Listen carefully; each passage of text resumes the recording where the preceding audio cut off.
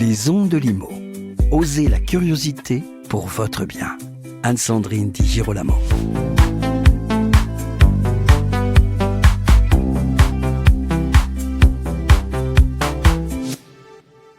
DPE, voilà 3 lettres qu'on prononce bien souvent en France depuis quelques années, mais qui ont peiné à briller pour de multiples raisons, dont celle plutôt interpellante du manque de confiance.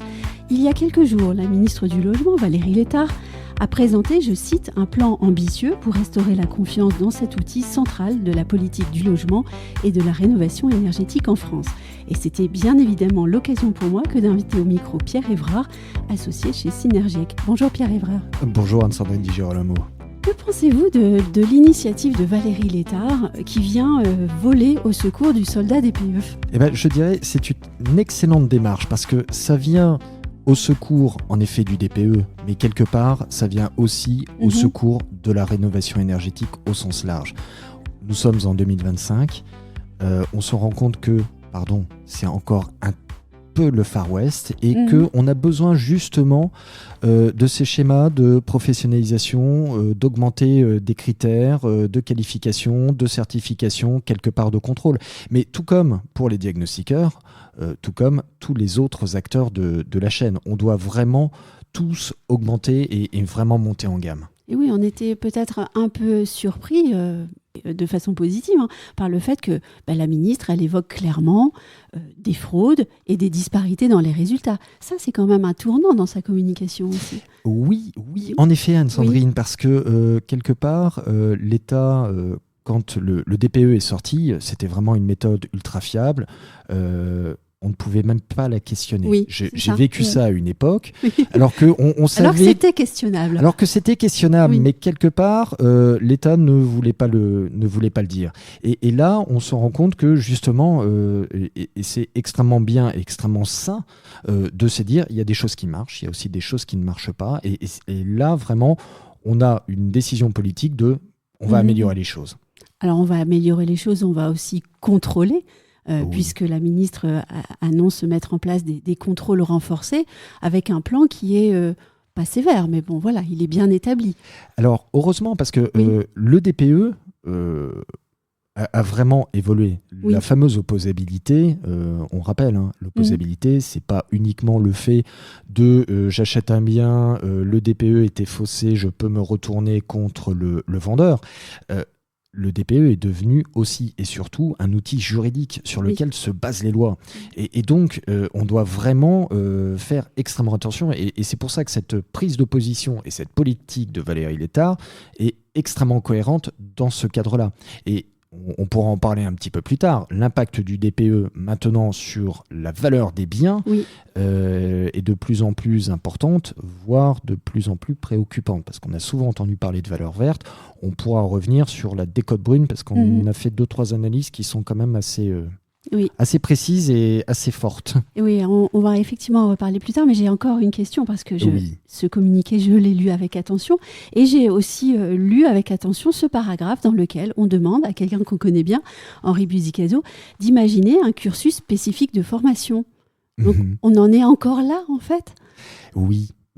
Oui, parce que globalement, il y a quelque part, l'exercice du métier, donc le contrôle, mais aussi se dire que beaucoup de choses passent par la formation, parce qu'on a des populations sur les diagnostiqueurs qui sont quand même très hétéroclites, des personnes qui sont peut-être entrées dans le métier il y a quelques années, donc un besoin de monter en compétences, mais je dirais tout le monde. C'est ce que le président fondateur de Synergiec a très bien connu ça avec l'installation des règles Orias. Où justement, on monte en compétences parce qu'il y a une vingtaine d'années qu'on se dise les choses, c'était pas vraiment ça. Et ça ouvrait la porte à tout type de dérives. Donc, un plan positif de façon générale de la part de cette ministre. Maintenant, est-ce que ce sera suffisant pour redonner confiance aux Français sur le DPE ? Ça va participer réellement à la confiance parce que globalement, on a vu quand même quelques études, notamment une très très belle étude d'une start-up qui s'appelle Carnot sur ces fameux DPE de complaisance où certains ont dit non mais c'est des effets de bord, mais sauf que mathématiquement on voit bien que c'était pas des effets de bord. Donc merci à Carnot d'avoir ouvert les yeux de beaucoup de monde sur ce qu'il se passer une petite frange de diagnostiqueurs. Voilà, mais voilà, on doit vraiment apporter de la confiance sur, je rappelle, cet outil qui est vraiment maintenant à la base des lois. Et oui, parce qu'il suffit parfois de peu pour entacher une majorité qui pour autant travaille bien. Et d'ailleurs, le communiqué de presse de la ministre le rappelle bien, puisqu'elle indique que selon une étude du Conseil d'analyse économique, l'année dernière, c'est seulement 1,7% des DPE qui paraissaient anormaux, complaisants, contre 3,2% avant la réforme de 21. Donc, en fait, c'est un chiffre faible. C'est un chiffre faible, mais c'est Nawel Jouder qui avait bien montré ça. C'est quelque part quelques diagnostiqueurs qui entachent par ces mauvaises pratiques l'intégralité, du métier de diagnostiqueur, 2, des DPE et quelque part de la rénovation énergétique au sens large. Mais tout comme on le voit aussi dans le secteur du bâtiment. Il suffit, d'une société peu scrupuleuse, voire totalement fraudeuse, pour jeter l'opprobre sur tout un secteur. Et c'est extrêmement grave. On rappelle, la rénovation énergétique et le marché de la confiance. La rénovation énergétique, c'est pas que technique. C'est pas que de l'isolant sur des murs, une toiture et des fenêtres et du matériel. Non, c'est je confie mon bien immobilier, mais aussi mon foyer. Si ça se passe mal, on voit tout de suite les conséquences.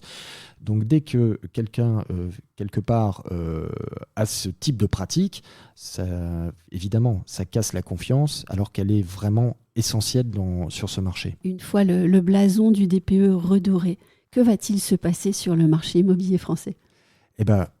Anne-Sandrine Di Girolamo, ce que l'on a vu, parce qu'on a toujours les études des notaires depuis 2014. Oui. Alors, on rappelle, 2014... Mentionné par la ministre. 2014, parce qu'en fait, toute la valeur verte est née avec la RT 2012. Oui. On avait des niveaux de consommation énergétique. Ce que l'on remarque, si on prend toutes ces différentes années, si on les met dans un tableur Excel, on voit des tendances. Et les tendances qu'on observe, c'est très simple, c'est qu'à l'heure actuelle, la valeur verte en résidentiel individuel collectif, ça évolue gentiment, mais avec peut-être une tendance à s'amoindrir. Ça veut dire que ce qui est A et B par rapport à ce qui est D, finalement, on peut présager qu'il ne va plus y avoir vraiment d'augmentation, parce que quelque part, ça veut dire que le niveau A et B, finalement, sont rentrés dans les mœurs. Voilà.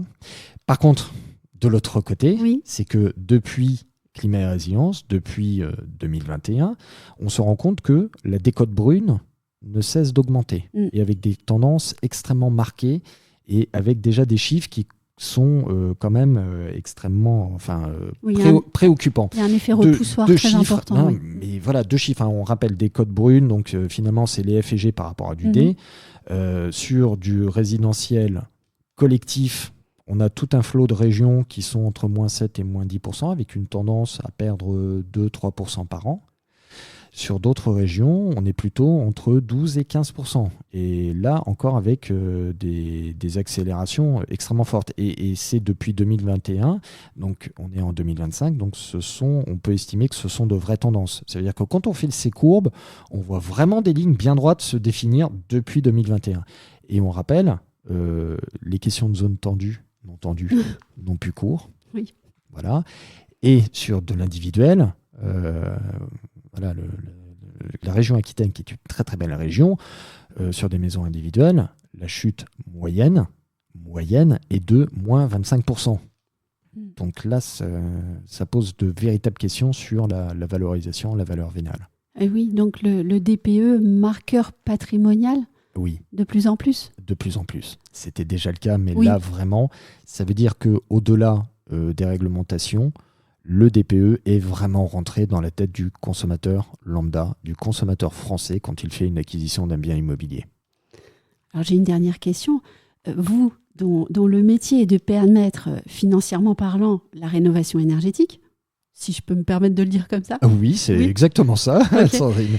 Quels conseils donneriez-vous aux professionnels transactionnaires, par exemple, sur le discours à tenir à leurs clients ? Eh ben alors, le discours après va être un petit peu déjà orienté parce qu'un client qui va chercher à acquérir un bien immobilier, s'il est F ou G, sa banque va clairement lui dire dans un premier temps non, sauf si vous rénovez.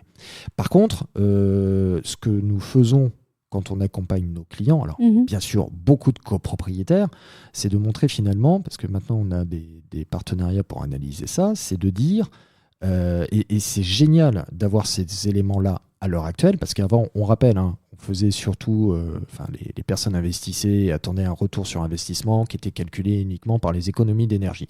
Ça va super bien quand on remplace une chaudière. Dès qu'on fait de la rénovation globale, évidemment, les chiffres dégringolent et on a un temps de retour qui est colossal.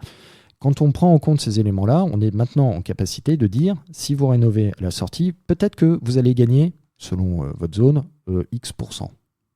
Par contre, ce qu'on est capable de dire, c'est si vous ne rénovez pas, votre bien immobilier va chuter de 5, 10, 15% d'ici 3 ans. Et ça, quelque part, c'était le grand thème à une époque, le fameux coût de l'inaction, avec des calculs de Sioux. Mais c'était vraiment, c'était pas palpable, tangible. Alors que là, vraiment, sur des copropriétés, on est capable de dire finalement quel est le coût de l'inaction. Et là, quand ça touche 10% de la valeur d'un appartement, évidemment, étrangement, et quand on rentre dans les calculs, ce fameux temps de retour sur investissement devient extrêmement intéressant. Quelle est la question qui vous est la plus fréquemment posée en ce moment ? Alors, en ce moment, c'est tout bête, c'est qu'on parle beaucoup de rénovation énergétique. C'est quoi le sujet ? Non, mais le sujet, c'est simple. C'est qu'on parle beaucoup de rénovation énergétique, mais dans les copropriétés, il n'y a pas que l'énergétique. Ça veut dire que très souvent, il y a d'autres travaux. Maintenant, c'est des équipements, par exemple l'ascenseur qui doit faire partie du DTG, ou des travaux de structure. Et comment on finance ça ? Et certains ont oublié que le prêt collectif à adhésion individuelle peut permettre de financer des travaux qui ne sont pas énergétiques, mais qui sont des travaux de copropriété. Ah, j'ai bien fait de vous faire venir alors sur cette question du DPE, parce qu'au fond, il n'y a vraiment pas que le DPE. Non, il n'y a vraiment pas que le DPE, et c'est pour ça que la démarche de Valérie Létard, la ministre, est excellente, parce que on doit... Voilà, c'est le DPE, oui, les augmentations, accélération de la professionnalisation et de l'augmentation des compétences et de la lutte antifraude, c'est un sujet finalement qui concerne le DPE, la rénovation énergétique et finalement l'immobilier en bout de chaîne. Et qu'est-ce qu'on fait alors du fratras administratif, toutes ces aides là auxquelles on ne comprend pas forcément grand-chose ? Alors le fatra administratif, oui, alors on comprend pas grand-chose parce que clairement ça devient de plus en plus technique, de plus en plus précis, de plus en plus pointu, et c'est devenu un vrai métier qui est maintenant le mien. Merci beaucoup Pierre Évrard d'avoir répondu à mes questions. Merci Anne-Sandrine Di Girolamo. Et puis quant à vous qui nous écoutez, j'espère que cet épisode vous aura été utile et je vous donne rendez-vous très vite pour un nouvel épisode.